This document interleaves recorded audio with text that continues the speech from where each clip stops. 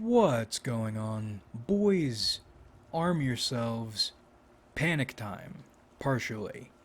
Not in any physical sense or financial sense. We already did that. Now we're back to existential panic. But before we jump off the diving board, the Fiverr tarot page, or gig rather, is almost together. If that goes well, we'll put together a typology Fiverr gig page for typing and whatever else. But tonight, in a couple hours, maybe just after this video gets released, we are taking a foray into YouTube Shorts and doing, I'm thinking, one birthday free tarot reading short thing per week for a couple months, just to see what sorts of characters we can draw in. And maybe celebrating a birthday, one birthday each week, even if it's just theoretical, doesn't hit, might lift our spirits a little bit. We'll see. Negative XP's fumbling of the moment brings me constant agony. I found a re-upload of Gun Guy 831, and I forgot how good it is, and I forgot how much that song hurts. It makes me think a lot about religion. I really wish I could believe in organized religion, and I don't believe in it, not because organized religion is wrong, but because my brain won't let me.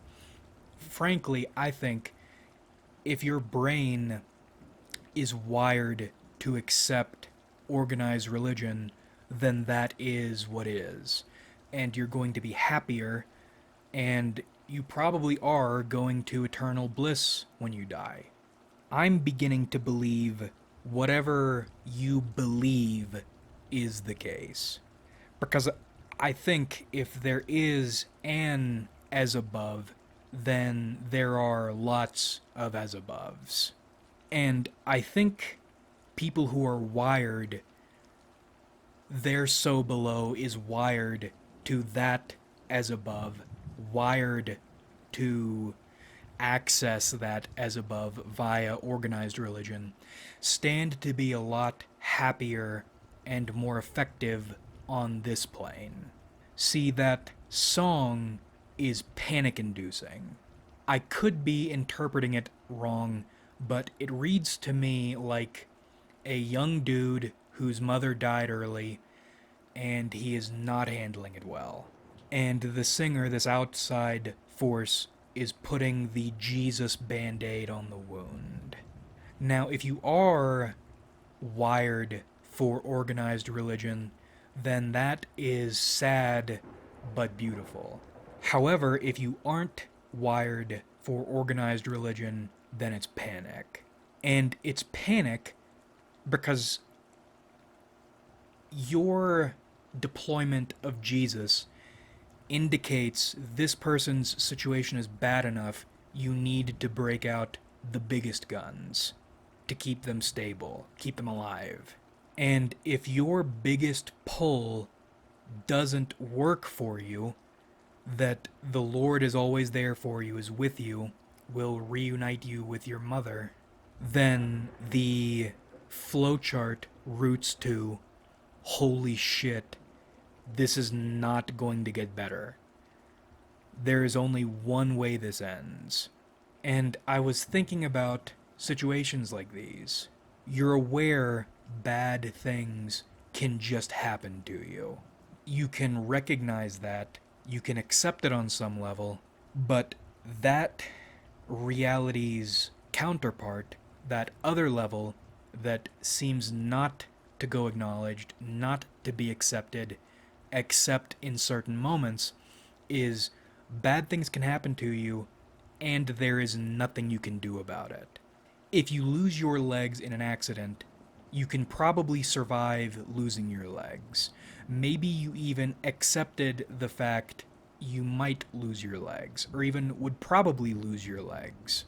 But when you finally do lose your legs, and you're staring down the barrel of the rest of your life with no recourse, that is a different sort of horror, of pain.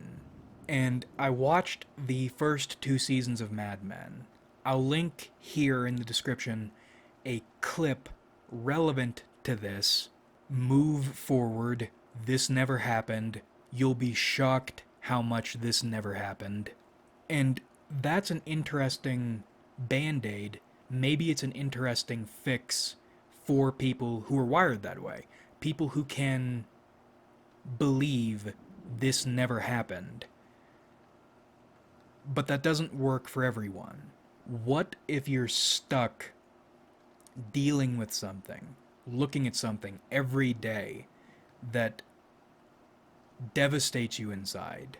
Something you can't run away from on this plane and probably won't receive salvation from in death. Let's think about it on an apparently less extreme level, a superficially less extreme level, but probably just as extreme for someone internally. I was thinking about my old boss today. She was that close to being Golden Girl, but she had just a few problems that kept her from being perfect. And when I say perfect, I mean achieving everything she ever wanted. But those few problems, no control over, kept happiness just out of her reach. And I imagine still keeps happiness just out of her reach. Will keep happiness just, tantalizingly, just out of her reach until she dies. Imagining that life is brutal, and nothing is going to change it. You can just be fucked. But this leads into my thinking about spiritualism. Now, the reason we do wacky, intuitive, interpretive spiritualism on this channel is I think it's there. It could be, meaning it probably is, even if we can't wrap our minds around it yet. And as above, so below, I call Watts and Kaczynski to the stand. Alan Watts was sure AI was going to happen. And in his time, stretching his hand through time into the future, extended these theoretical intelligences so divorced from his time period, they were hyper science fiction, his brightness. Alan Watts believed rocks had a level of consciousness and deserved to be treated kindly. He believed AI, once again theoretical, so far into the future, should not be feared, oppressed, treated poorly. He believed they should be treated with the same love and affection humans should be treated with, rocks should be treated with. I don't remember everything he said, but I remember it being positive on AI and disappointed with how he believed humans would respond to their coming into being. And he was right. Thank God for Vettel and Neuro and the VTuber harem pulling the highest end positivity psyops. Kaczynski was similar, not in a positive way. He was more neutral to negative, but once again, not necessarily negative toward artificial consciousness, but negative toward technology. But in Watts' case and in Kaczynski's case, that isn't what matters. How they react to them, to AI, doesn't matter. They saw them.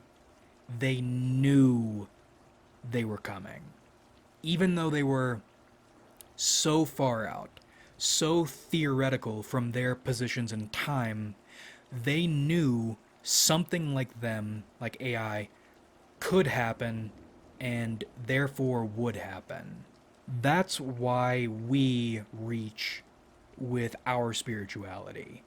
I don't know when we're going to realize it, interface with it, but I think there is an ocean of religion above us.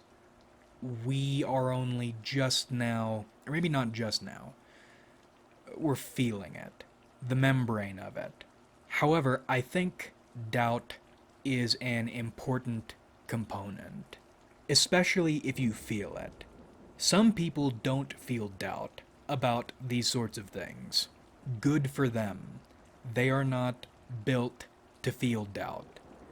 If you are built to feel doubt, especially intense doubt, you should feel it and explore it, even if it's painful. And boy howdy, I am experiencing some painful doubt. As above, so below. But just because there is probably a pattern doesn't mean there is a pattern, or that doesn't mean your interpretation of the pattern is the correct one. When I was a little kid and I had never played an online game before, I imagined what pausing the game online would do, how the game would handle it. I imagined you pause the game to use the restroom or something, and the game would put a shield around you so nobody could hurt you while you were away from the controller. Because to my feeble little mind and narrow realm of experience, that was the only thing that made sense to me, that seemed fair. And when I finally got the chance to try pausing a game in multiplayer, just split screen, not online, I was shocked to find nothing happened. There were no protections. And I'll tell you what game it was. It was Ratchet and Clank Deadlocked. That was enough of a shock. I remember it. I remember where I was, I remember the game, and I remember the person I was playing with. Because it was so outside what I thought was supposed to happen, or the way the world should work. Existence is under no obligation to protect you just because you think it should. And that's my own little as below, so above. That blossom of doubt, terror. Maybe there is something going on up above, but what happens if whatever it is nothing like what we conceive? What if there is something above and we can feel it, but in comparison, we are nothing, and we don't interface with it in any meaningful way? Just because you can wade into the ocean doesn't mean you're part of the ocean, doesn't mean you have any control over the ocean, doesn't mean the ocean cares about you or wants to protect you, has any personal interest in you. You can feel the ocean and it doesn't matter. God, theoretically, could be around you at all times, for real, and it would make as much difference as if ocean water were around you at all times. That really freaks me out. The idea there is something, but we have it totally wrong, and either don't have the faculties to get it right, or we do have it right in the negative sense, and it just isn't pretty. You're a human being. You have the capacity to build a miniature consciousness generator, a thought smoke machine, and then abuse it or abandon it. You don't give a shit about your own cells, and you go out of your way to kill bacteria. It freaks me out pretty badly. And you'd think by now I'd be beyond this, but I'm not. All you can do is hope at the end of this, you look back on it all and laugh like you were being pranked, like you were on Scare Tactics, which was a really great show I don't hear people talk about. The difficulty is there are so many things saying you should not be hoping. But there are also enough things saying that you should be hoping from a different point of view, but there's nothing solid enough right now to grab onto and feel sure of, other than doubt.